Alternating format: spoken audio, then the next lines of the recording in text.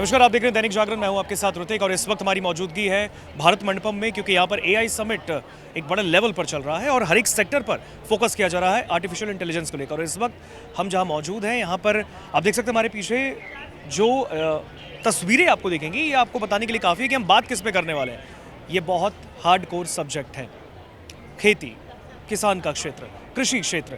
और इस वक्त हमारे साथ मैम जुड़ी हैं और वाधवानी एआई की सीनियर प्रोग्रामिंग मैनेजर हैं। उनसे हम बातचीत करेंगे और किस तरीके से एआई आर्टिफिशियल इंटेलिजेंस जो है वो किसानों की मदद करेगा, उसे बारीकी से समझने की कोशिश करते हैं। मैम, एआई कैसे मदद करने वाला है और कैसे आप, क्योंकि वाधवानी एआई का जो ये एक आई थिंक मुझे लगता है एक अच्छा प्रोजेक्ट, एक ड्रीम प्रोजेक्ट किसानों के लिए, फार्मर्स के लिए, क्योंकि हम यही सुनते आए हैं बचपन से कि किसान उगाता है तो देश खाता है।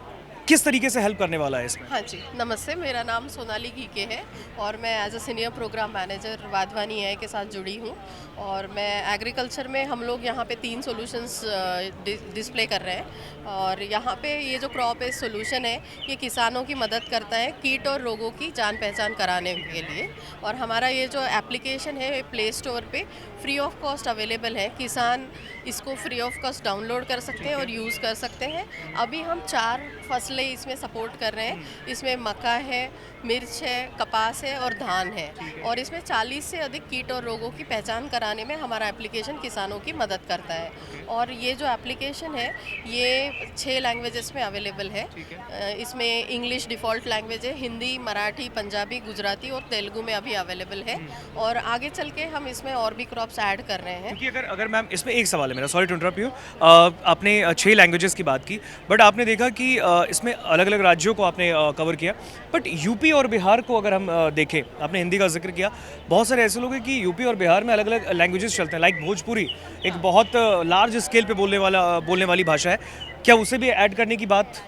अभी भोजपुरी वगैरह ये जो डायलेक्ट्स होते हैं, इन लैंग्वेजेस में काफ़ी सारे होते हैं। तो जैसे ट्रांसलेशन लेयर यूज़ करते हैं हम लोग, तो अभी हम ये 6 लैंग्वेजेस को टारगेट कर रहे हैं। धीरे धीरे हम इसको और लैंग्वेजेस में भी बढ़ाएंगे, तो हो सकता है तब भोजपुरी भी इसमें आए। बट अभी हम 6 लैंग्वेजेस पे फोकस कर रहे हैं, जो कि मेजर लैंग्वेजेस हैं। और ये 4 क्रॉप्स अभी जो हम कर रहे हैं, ये मेजर क्रॉप्स हैं इंडिया के।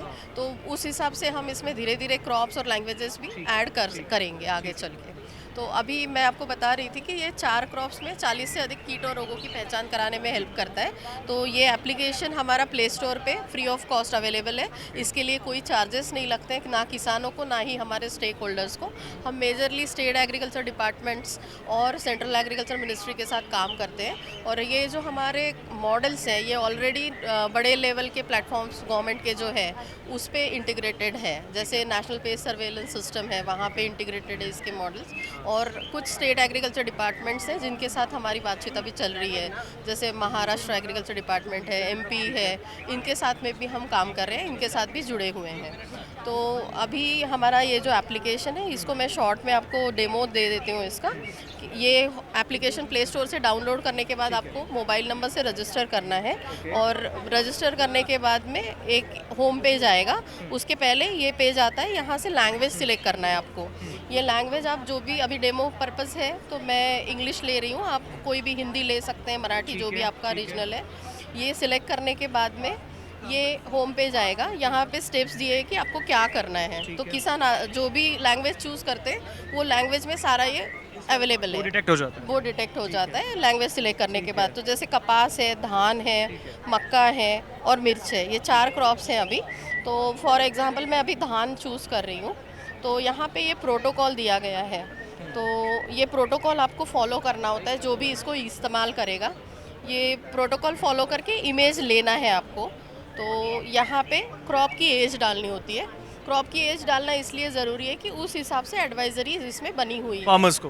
हाँ, तो एज के हिसाब से कुछ केमिकल्स, फसलें बहुत सेंसिटिव होती है, तो उसके हिसाब से आपको एज अगर आप प्रॉपर डालेंगे तो वैसी एडवाइजरी आपको मिलेगी। वो एग्जैक्ट एडवाइजरी जारी होती है। हाँ, कि क्या करना है। 2-3 टाइप की एडवाइजरीज आती है, जैसे केमिकल है, मैकेनिकल है, बायोलॉजिकल है, जैविक है। केमिकल यानी अपने जो पेस्टिसाइड्स होते हैं वो वाली। तो यहाँ पे मैं एक एग्जांपल के लिए 45 डेज़ का एज डाल रही हूँ। सो यहाँ पे 2 ऑप्शन है अपने पास। या तो आप कैमरा से ले सकते हो डायरेक्टली, जो कि आपकी फसल है, फसल का डायरेक्ट जो इन्फेक्टेड पार्ट है उसका फ़ोटो लेना है आपको। और या तो आपकी गैलरी में इमेज है तो गैलरी से भी आप अपलोड कर सकते हो। तो यहाँ पे मैं अभी गैलरी से इमेज अपलोड कर रही हूँ। यहाँ पे ये इमेजेस है, तो जैसे ये अभी राइस की इमेजेस है, तो ये इमेज मैंने सिलेक्ट करी है और इसको मैं अपलोड कर रही हूँ अभी।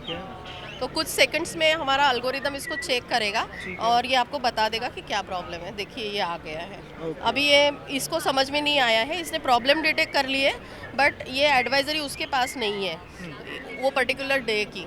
तो इस तरीके से वो बता देगा कि ये पर्टिकुलर डे जो आपने नंबर ऑफ डेज जो है वो प्रॉपरली आपको ऐड करने, तो ही ये प्रॉपर एडवाइजरी जनरेट करेगा। बेसिकली यहाँ पे अगर हम देखें तो किसानों को उनकी फसलों में आखिर कौन से कीटाणु कौन से ऐसे इंसेक्ट्स होंगे जो उनके फसलों को ख़राब कर सकते हैं, उसके बारे में ये डिटेक्ट कर देगा, फार्मर्स को बता देगा, इवन सजेशन रेमेडीज़ भी दे देगा कि आपको कैसे उससे बचाव करना है। मैम एक सवाल मेरा आपसे होगा कि इसे शुरू करने के लिए जाहिर तौर पे कोई ना कोई बैरियर आए होंगे, बहुत सारी मुश्किलों का सामना आप लोगों ने किया होगा। ऑफ कोर्स एक इनोवेशन की शुरुआत होती है, वो शुरुआत एक बैरियर से होती है। किस तरीके के बैरियर्स थे, कैसे चैलेंजेस को आपने फुलफिल किया? मैं यहाँ ये बताना चाहूँगी कि हमने पहले सिर्फ ये कॉटन में किया था।